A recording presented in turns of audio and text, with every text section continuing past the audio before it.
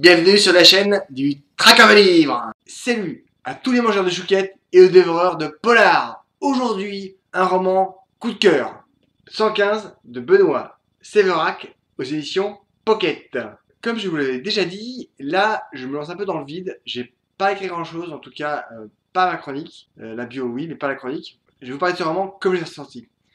C'est d'abord deux personnages très différents, très atypiques, et qui vont mener une enquête noire dans le milieu toulousain absolument incroyable. Deux personnages atypiques. Sergine Hollard, une veto de compète, et Nathalie Descrestes, une flic incroyable.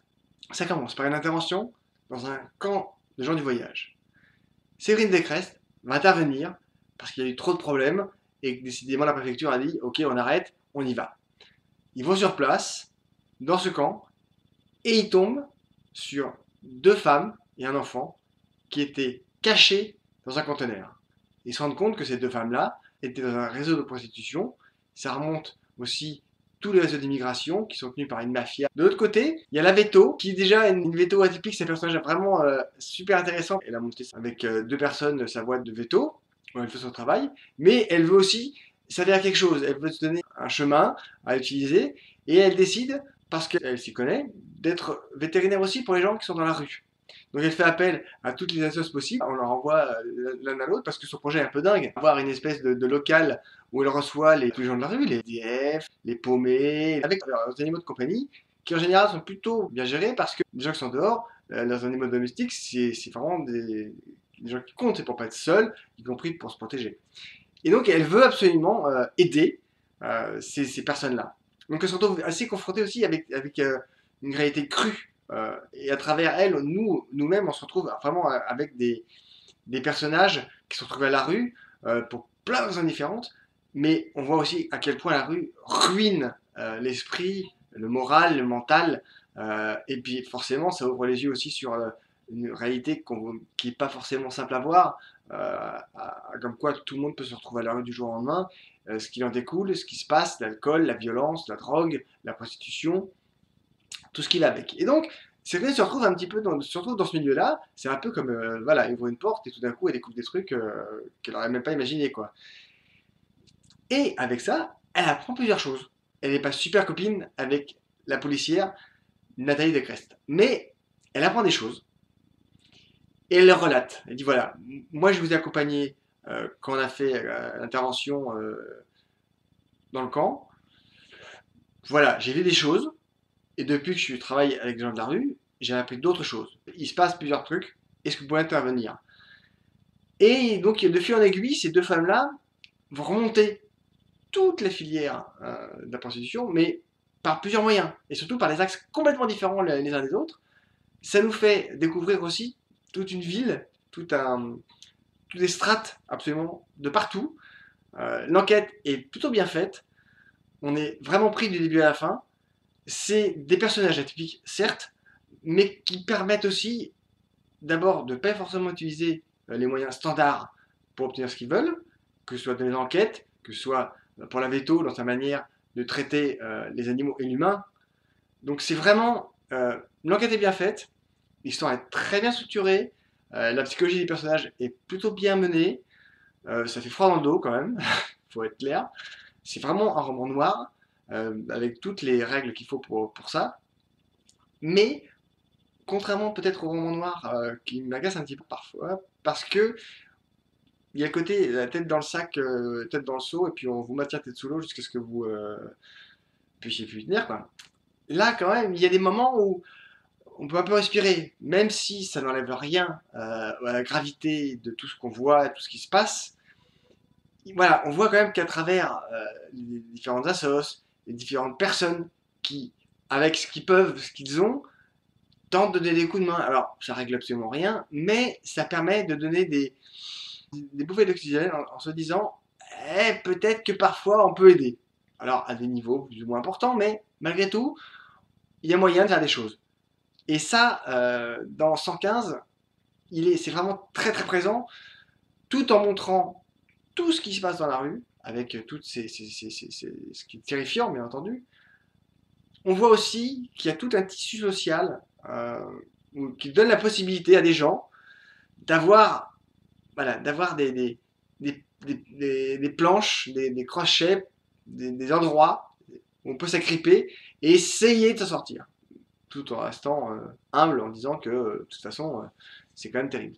Donc c'est vraiment un roman qui dit plein de choses. Moi j'ai trouvé beaucoup de points communs dans sa façon de traiter la rue, avec Entre deux mondes de roman d'Olivier Norek. Moi je l'avais lu, j'avais fait une chouquette d'or à l'époque, parce qu'il nous décrivait la vie, l'existence de la jungle de Calais, mais surtout ce qui était vrai, et puis le flûtisme des uns et des autres, qui balayait d'un grand coup de rabot. Balayer, c'était pas le mot exact, mais en même temps, j'ai pas envie d'être grossier, donc voilà. Et là, on est plongé au cœur de la rue, au cœur des trafics d'êtres humains, de ce qui s'y passe, pourquoi certains le font, pourquoi certains sont corrompus, comment ça se passe, qu'ils vivent, ou ce qu'elles vivent, parce que c'est quand même beaucoup de femmes qui subissent des choses absolument atroces. Je trouve qu'il y a une vraie approche intelligente de la misère et de la pauvreté qui permet justement de balayer en disant quand on vous explique qu'on est tout le monde, de toute façon ils ont tout ce qu'il faut et que la vie est belle. Non, ça permet de dire non, la vie elle est pas top. Quand on vient de l'autre bout du monde ou même d'à côté, qu'on crève de faim, qu'on traverse des océans, des mers, et qu'on arrive en France, on est pris en main par des mafias qui vous mettent sur le tapin. Si vous moufetez, vous faites dégommer ou on s'en prend un beau gosse. Faut appeler certaines choses comme elles le sont. La police, bah, elle fait ce qu'elle peut avec ce qu'elle a. Et parfois, en plus, il y a tellement de choses qui sont imbriquées les unes avec les autres. Les crimes organisés s'entendent plutôt bien et ils sont pas bêtes, donc ils arrivent à mélanger pas mal de choses. Donc quelqu'un qui est de la BAC, qui n'est pas de la crime ou de la PJ, va se retrouver au milieu de choses, il aura pas de billes. À moins d'avoir quelqu'un de l'extérieur qui leur permet de donner, faire des jeux aventures, permettre d'adapter. Et c'est le rôle aussi qu'a cette veto. En étant complètement en dehors de la police, elle rentre dans un univers, l'univers de la rue, en soignant les animaux, elle délie les langues, et ce qu'elle apprend, elle peut le transmettre. Et la police, dans ces cas-là, elle communique, quoi qu'on en dise. Alors, bien sûr, il y en a certains qui veulent se faire reluire et qui gardent tout pour eux pour apparaître à l'écran. Mais il y a tous les autres qui veulent bosser, qui y croient et qui essaient de trouver des solutions. Tout ça pour vous dire que 115 de Benoît Sévrac, c'est vraiment un coup de cœur, une bonne histoire, très bien faite, avec des personnages que j'ai trouvé vraiment sympas, qui apparaissent déjà dans Trafic, un premier roman qu'il a écrit. C'est un auteur qui est intéressant, je pense qu'il faudra suivre. Maintenant, c'est le moment bio. Benoît Sévrac est un auteur français né en 1966. Il est romancier et novelliste. Il écrit des romans policiers noirs et adultes ainsi que jeunesse. Il vit à Toulouse où il situe souvent ses histoires de fiction. Ses romans sont percutants et très réalistes. La psychologie des personnages est très juste et au plus près des individus. Il évite les super-héros en prenant des personnages de tous les jours, mais parfois atypiques. L'auteur crée une histoire pour montrer un quotidien parfois difficile à voir par tout le monde. Il se sert de ses enquêtes pour pousser les portes et montrer ce qui se passe derrière. C'est parfois dur, mais toujours réaliste. L'enquête policière sert de prétexte pour les thèmes sociétaux. Il est membre et cofondateur des Molars, association internationale des motards du polar.